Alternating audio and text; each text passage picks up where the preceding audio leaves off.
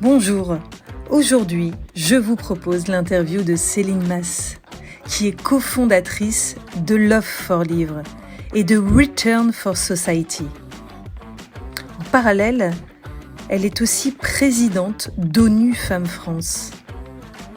Et enfin, elle est écrivaine et elle va nous parler de l'un de ses livres phares. Je suis Géraldine Jagowski, bienvenue sur le podcast Balance ton héroïne. Le podcast des héroïnes des temps modernes qui agissent dans l'ombre. C'est aussi un podcast où des hommes prennent le micro pour nous parler de leur héroïne de vie.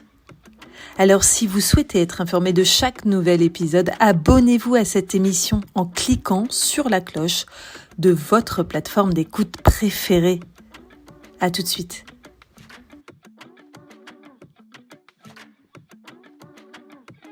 Céline Mas, bonjour et bienvenue sur le podcast Balance ton héroïne.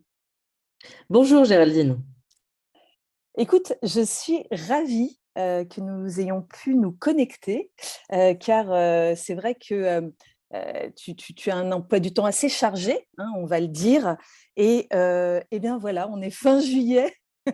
Et j'ai l'opportunité et la chance de d'avoir pu obtenir 1 heure de ton temps et j'en suis ravie pour cette interview.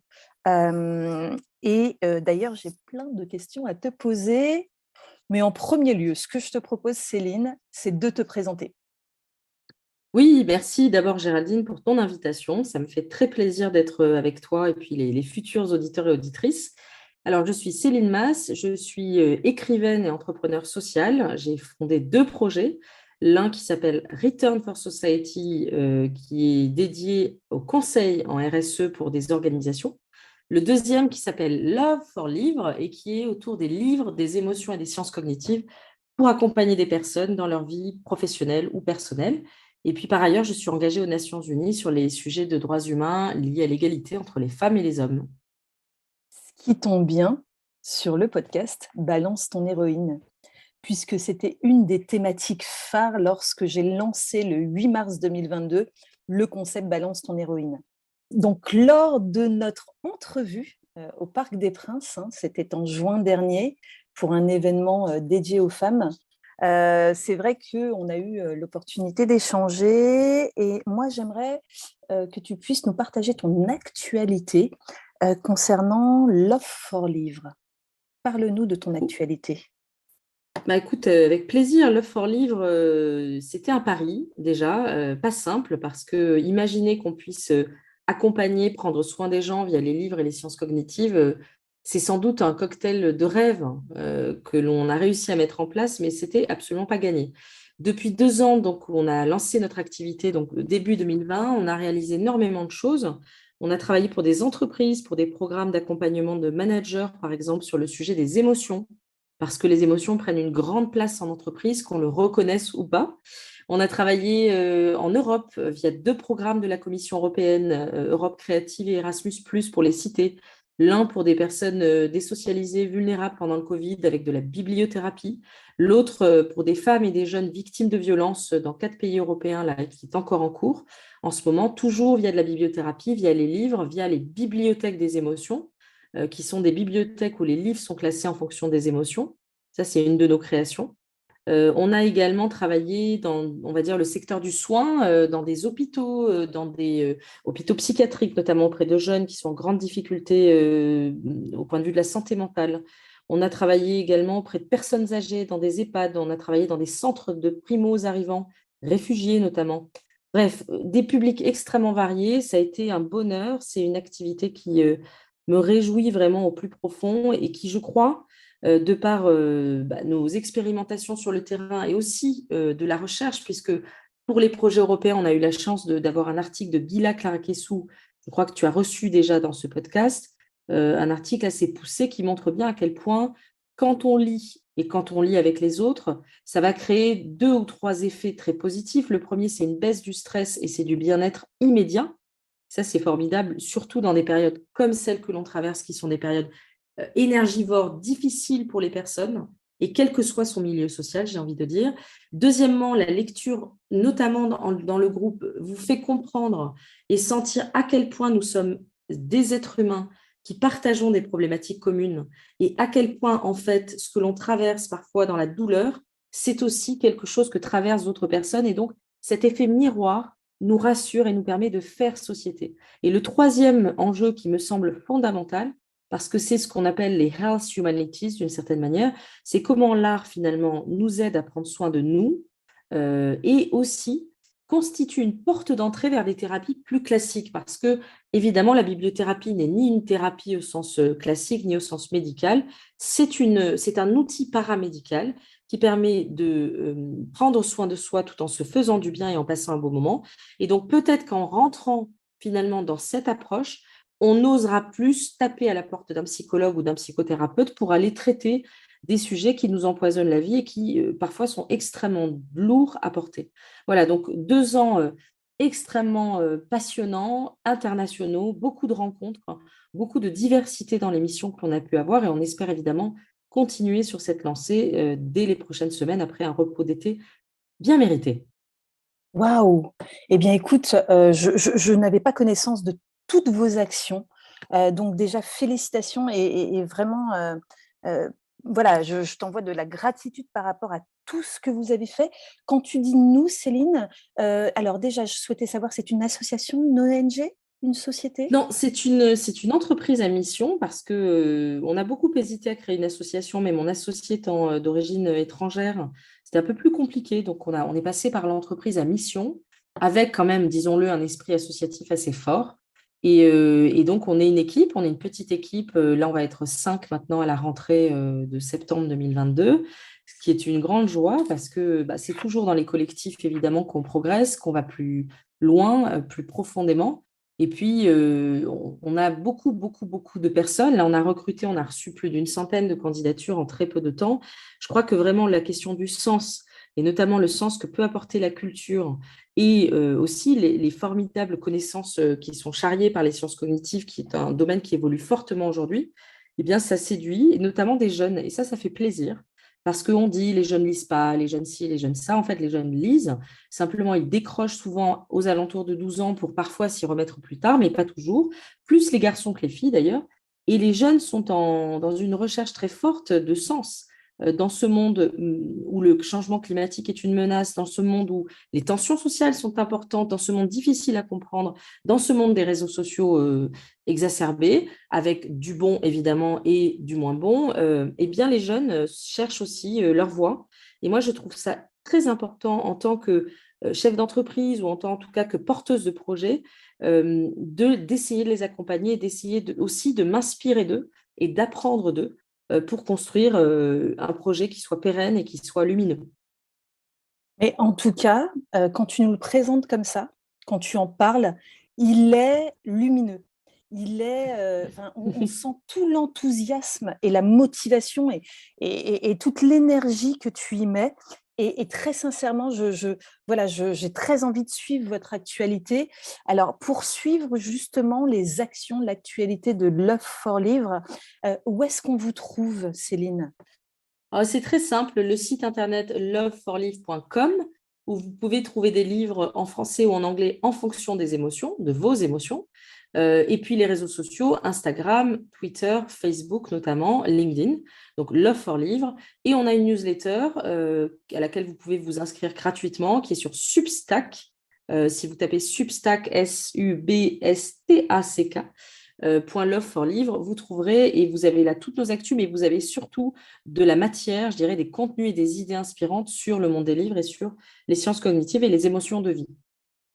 Eh bien, écoute, ce sont des actions qu'on va faire tout de suite. Enfin, j'invite notre audience à vous suivre et je mettrai de toute façon les liens et tout ce que tu vas nous citer dans cette interview dans les ressources de l'épisode.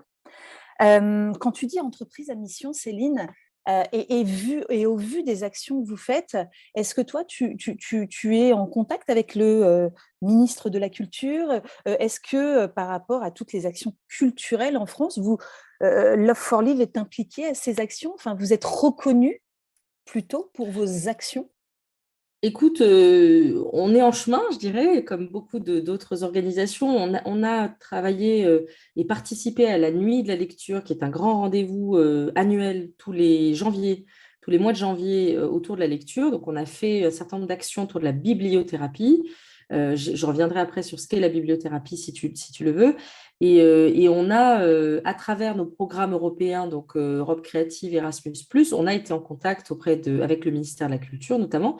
Mais je dois quand même dire qu'il nous a été plus simple, notamment en tant qu'entreprise à mission, de pouvoir candidater à des projets européens dont on a été coloréat, proposer finalement notre valeur ajoutée, notre innovation en Europe, plutôt qu'en France, pour des raisons souvent techniques. Et donc, on aimerait beaucoup, évidemment, j'espère que ça pourra se faire dans les prochains mois, approfondir, disons, les liens que l'on attend avec le ministère de la Culture, mais aussi avec le CNL, le Centre national du livre, qui est dirigé par une femme désormais qui a beaucoup d'actions en faveur du livre. Donc, c'est en chemin. Et je dois dire, je le dis, que je crois vraiment que les partenariats publics-privés, c'est-à-dire les alliances entre des entreprises, des startups innovantes et les ministères et les institutions, c'est essentiel parce qu'ils nous apportent évidemment de la stabilité, des structures qui ont une vision et puis suivent aussi des stratégies politiques, de politique publique, disons. Et nous, on apporte vraiment notre connaissance du terrain, notre passion, notre innovation, notre sens de l'innovation. Et je crois que c'est de cet alliage et de cette alliance, en fait, qu'on arrive véritablement à développer des solutions qui fonctionnent et qui peuvent durer. Eh bien, écoute, en tout cas, moi, j'y crois.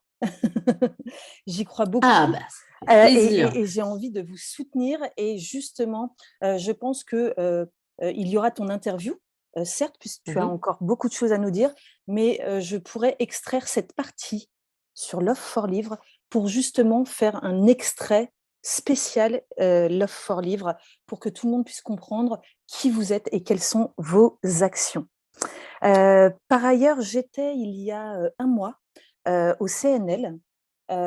Pourquoi j'y étais? Parce qu'une de nos amies communes, qui est Gila Clara-Kessous, y recevait le prix de la Voix d'Or, puisqu'elle est Mhm. lectrice de livres audio. Et justement, j'ai rencontré tous les acteurs du CNL. Donc, si je peux te mettre en contact avec des acteurs du CNL, ce sera avec grand plaisir, chère Céline.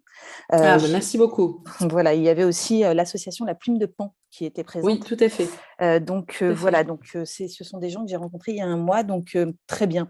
Tu vois le réseau qui s'étend et les liens qui se nouent et qui se lient.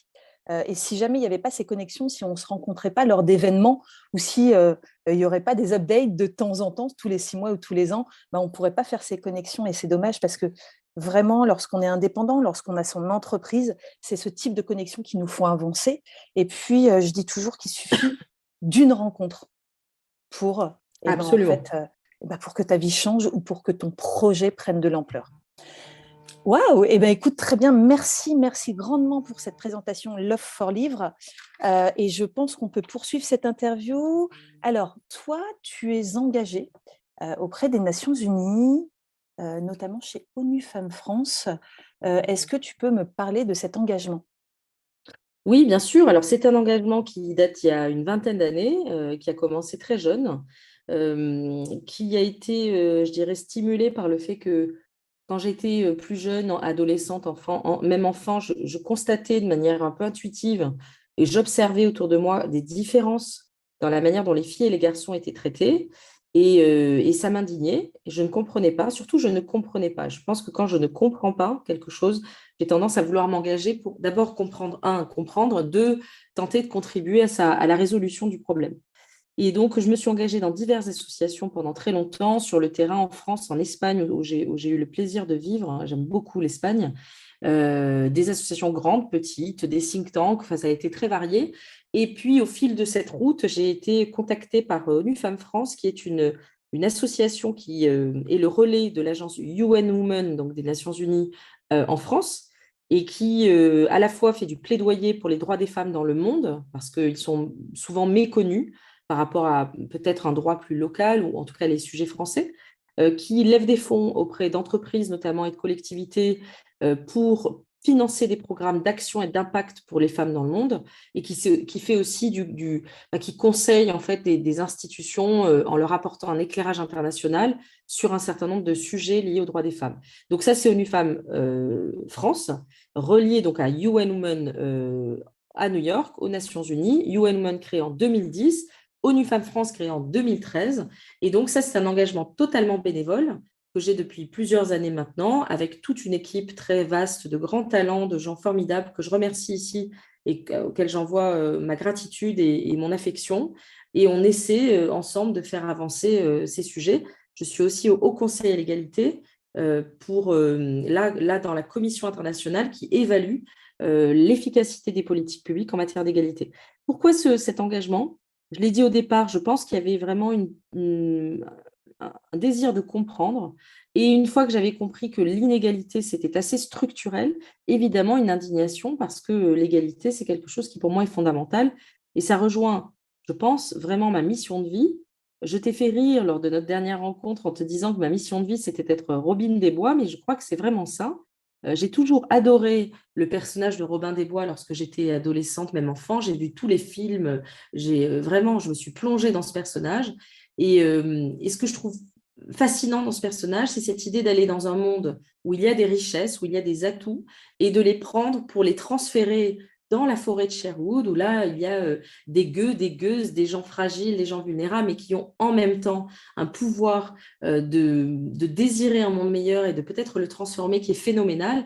Et moi, c'est clair que je me sens très proche de la forêt de Sherwood et que je me sens responsable, au sens responsible, capable de réponse, pour apporter à des personnes qui ont peut-être moins de chance que moi ou qui ont en tout cas besoin d'être à un moment donné soutenues, quelque chose qui puisse les faire avancer, comme à moi, des personnes généreuses, compétentes, humainement d'une grande qualité, ont pu m'apporter tout au long de ma route et continuent de le faire aujourd'hui, des ouvertures et des richesses. C'est très touchant parce que oui, alors moi, je vois au travers de tes actions, je te vois bien au Robin des Bois.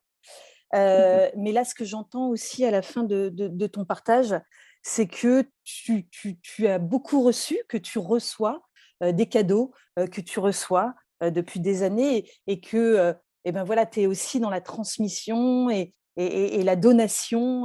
Voilà. Et je crois que moi, je suis convaincue que c'est ça aussi la vie, qu'à un moment donné, quand on s'ouvre et quand on voit la richesse et le positif de nos vies, quand on a cette capacité d'ouverture et de clairvoyance, eh bien, à un moment donné, quand on voit tout ce qu'on reçoit, eh ben, voilà, par nature, en fait, soit on rend, mais soit de manière empathique ou par nature, on va donner. Et c'est ce que j'entends là dans ce que tu viens de nous partager, avec cette image de Robin des Bois et de la forêt de Sherwood. Donc oui, ça m'avait fait sourire au départ, mais je comprends mieux aussi lorsque tu mets des mots, que tu poses des mots, voilà, que lorsqu'on est entre nous, je comprends mieux en tout cas ton propos. Et d'ailleurs, sur ce sujet, tu as aussi une démarche RSE. Alors, c'est quoi cette démarche? Qu'est-ce que tu développes en parallèle de toutes tes activités au niveau RSE? Alors, justement, je ne le développe pas. Donc, quand parfois on me dit en me taquinant, tu fais trop de choses, bah, ça, en fait, je ne le développe pas, c'est-à-dire que ça vient.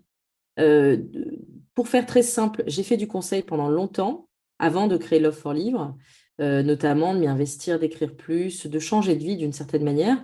Et donc, nécessairement, j'avais déjà des contacts dans le milieu du conseil qui étaient liés beaucoup à l'évaluation et à la communication. Eh bien, j'ai souhaité faire évoluer cette compétence, donc je me suis formée, j'ai fait beaucoup de choses ces dernières années.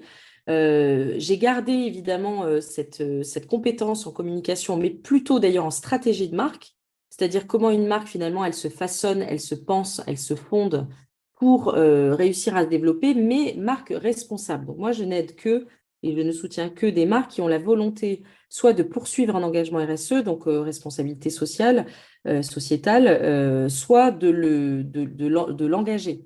Donc ça, c'est une première activité. La deuxième, c'est l'évaluation d'impact. Donc ça peut être de l'impact d'une action, d'une campagne de communication, d'une campagne marketing. C'est se dire, est-ce que ce que j'ai investi comme temps, comme ressources, ça a pu donner des effets. Et pourquoi c'est intéressant pour moi? Parce que En fait, ça me permet chaque jour dans chaque mission que je conduis ou que je co-conduis ou à laquelle je contribue de m'assurer en fait et de voir comment et quelles ressources il faut allouer pour avoir de l'impact. Parce qu'aujourd'hui, on est dans une situation absolument inquiétante, une situation extrêmement importante qui est que le changement climatique, comme tu le sais, est en train de gagner du terrain, que les menaces sont réelles, que les données sont documentées. Donc, on n'a plus une minute à perdre, que ce soit en matière d'environnement mais aussi en matière sociale et sociétale, parce que le monde a des injustices qui sont révoltantes, inacceptables, que les marques, qu'on le veuille ou non, jouent un rôle social, un rôle dans la société qui est de plus en plus important, aux côtés d'autres acteurs. Et donc, si on peut les aider à progresser, à faire en sorte que leurs activités, à minima, ne détruisent pas de la valeur sociale, environnementale, mais en plus en construisent, en bâtissent, eh bien, ça, je trouve que c'est une mission quand bien même elle est faite dans un cadre d'entreprise d'intérêt général. Et donc, voilà, je m'y attelle, mais je ne cherche pas véritablement de mission. Elles viennent à moi par des contacts, des réseaux bienveillants, des personnes qui ont pu identifier une compétence. Et donc, j'ai un grand plaisir à le faire parce que c'est choisi au sens où je ne fais pas ça de manière frénétique dans tous les sens, quoi. Ça se fait au fil des rencontres et donc souvent quand ça a du sens. Voilà. Ouais, et c'est ça, enfin, moi je sais que lorsque j'étais indépendante, c'était vraiment ça que je cherchais. C'est de, voilà, que les projets viennent à moi à un moment donné, et qu'ils soient justes et qu'ils arrivent au bon moment et que ça ait du sens, que je puisse accompagner ou aider, à ce moment-là. Donc, ça résonne beaucoup ce que tu es en train de partager et et c'est quand même un sacré confort de se dire que, bah, grâce à ton réseau, à un moment donné, des marques ou des professionnels vont venir à toi et vont te solliciter, pour, un accompagnement ou des recommandations, on va dire. C'est Donc, ça, oui, bravo pour tout à cela, fait. bravo. Merci Géraldine, merci. Ce que j'aimerais, moi, lorsque je t'ai rencontré, donc c'était en avril 2019, en fait, tu avais un livre dans les mains et ce livre, en fait, était le tien. C'était ton bébé et ce livre s'appelle «Le jour où Maya s'est relevée». Oui. C'est un livre qui est sorti aux éditions Leduc et Pocket. Est-ce que tu peux m'en dire plus sur la genèse et la naissance de ce livre? Bah oui, oui, je peux t'en dire plus. Love for Livre, presque encore une fois. En fait, ce livre, il a une histoire amusante parce que j'avais été invitée par une éditrice chez Le Duc pour, le cas échéant, écrire un livre autour des femmes. Et en fait, je vais dans ce rendez-vous, je sors du rendez-vous et je n'arrivais pas finalement à trouver d'angle dans le sens où je ne voulais pas faire un livre, écrire un livre qui répète d'une certaine manière tout ce qui existe. Il y a d'excellents livres qui existent sur le sujet des femmes, des droits des femmes, etc. Et donc, je me disais, mince, j'avais un blocage. Et puis, d'un coup, je ne sais pas pourquoi, je n'arriverai pas vraiment à t'expliquer pourquoi, mais le sujet du burn-out est arrivé très vite parce que j'avais autour de moi, c'est peut-être la raison, en tout cas immédiate, beaucoup de personnes qui, dans la période, faisaient des burn-out. Et je me suis dit, bah, ça m'intéresse énormément parce que pour moi, le travail a été émancipateur. Le travail m'a toujours aidé, en fait, à sortir la tête de l'eau, à traverser des épreuves, à aller plus loin que ce dont je pensais être capable. Et donc, c'est quelque chose qui est important pour moi. Et je me disais, comment est-ce que le travail devient un enfer? Et donc, j'ai commencé à mener des enquêtes auprès d'une cinquantaine, 53 exactement personnes, de milieux sociaux très différents, dans la France entière. Et je leur ai posé la question. Alors, beaucoup avaient été victimes de burn-out, en ressortaient à peine. Certains avaient frôlé le burn-out, ou certaines. Et ça m'a permis de nourrir vraiment la compréhension de ce phénomène social, d'une certaine manière, et d'écrire derrière, par contre, une fiction. Et ça revient à ce que je disais tout à l'heure, c'est une sorte de bibliothérapie, c'est-à-dire que en racontant une histoire fictionnelle d'un personnage qui avait vécu un burn-out, dont Maya, une jeune femme qui est consultante à Paris et qui vit un burn-out terrible, j'ai eu le sentiment finalement d'être utile au sens où je ne donnais pas de leçons sur le burn-out. Je ne suis ni médecin ni experte du sujet en tant que tel. Il y a des gens beaucoup plus calés que moi. En revanche, j'essayais de proposer aux lectrices et aux lecteurs une vision ouverte, pleine de possibilités sur ce qu'un personnage qui avait vécu un burn-out pouvait ressentir et traverser.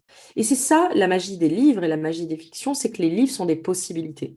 Et on ne dit pas aux gens, en fait, si vous faites ça, on leur dit, voici ce que la vie peut comporter. À vous de choisir.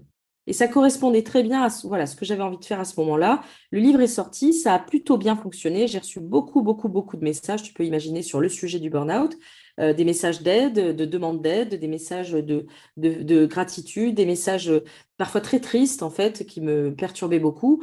Mais en tout cas, voilà, je remercie toutes les personnes qui m'ont lu, qui m'ont écrit. Et ce livre a fait son chemin, puisque maintenant il existe en audio chez Frémaux, lu par d'ailleurs Guy Clara, qui est sous, et chez Pocket en version de poche. Voilà. Et j'y tiens beaucoup parce que j'ai l'impression finalement d'avoir rencontré cette femme qui est Maya. J'ai l'impression d'avoir vécu avec elle. Et elle reste comme gravée dans mon quotidien. C'est assez étrange à dire, mais c'est comme ça que je le ressens en tous les cas. Tu as créé le lien et la relation, enfin, elle est présente dans ton quotidien, cette Maya. C'est intéressant. C'est comme si Merci. elle était vivante en fait. Je crois que c'est ça l'idée. Tu as rencontré le personnage de fiction de ton livre. Mais je crois que les personnages de fiction sont essentiels. Tu sais, les personnages de fiction, ce sont des personnages qui sont invisibles à nos yeux. Un jour, j'avais lu un texte, je ne me souviens plus d'ailleurs un texte qui m'avait marqué, mais je ne me souviens plus exactement, c'était un poème qui disait finalement les personnes que l'on a perdues, qui malheureusement sont décédées, elles n'ont pas disparu, elles sont invisibles à nos yeux. Et en fait, il y a des personnes qui ne sont plus de ce monde ou qui n'ont jamais été de ce monde, des personnages fictionnels qui influencent nos vies plus, voire autant que des personnes que l'on peut côtoyer plus véritablement, j'ai envie de dire. Donc, je crois que cette ouverture d'esprit que l'on peut avoir sur les influences autour de nous, sur les êtres qui nous entourent, sur la mémoire, en fait, aussi, c'est important, eh bien, ou sur la prospective, sur ce qui viendra demain, ça fait partie de clés, d'outils qui nous aident à mieux vivre et à aller mieux et à prendre soin de nous et des autres. Voilà, c'est pour ça que j'y crois. Merci Céline, en tout cas, de nous avoir partagé ce qui t'anime tous les jours. C'est très intéressant. Moi, j'ai vraiment envie de te suivre et de savoir ce que tu vas encore nous proposer à la rentrée en 2023.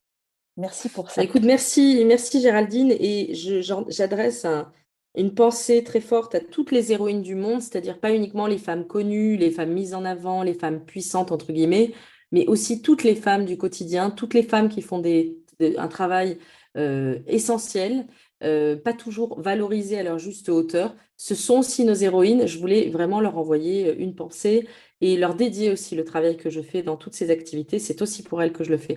Merci beaucoup Géraldine et à bientôt pour d'autres aventures. Cet épisode de podcast est terminé. Je vous invite, s'il vous a plu, à mettre 5 étoiles sur le canal de podcast sur lequel vous l'avez écouté et à vous abonner, évidemment, au podcast Balance ton héroïne en cliquant sur la cloche tout là-haut. Voilà, donc je suis Géraldine Jakowski et je vous retrouve très prochainement pour un nouvel épisode de Balance ton héroïne.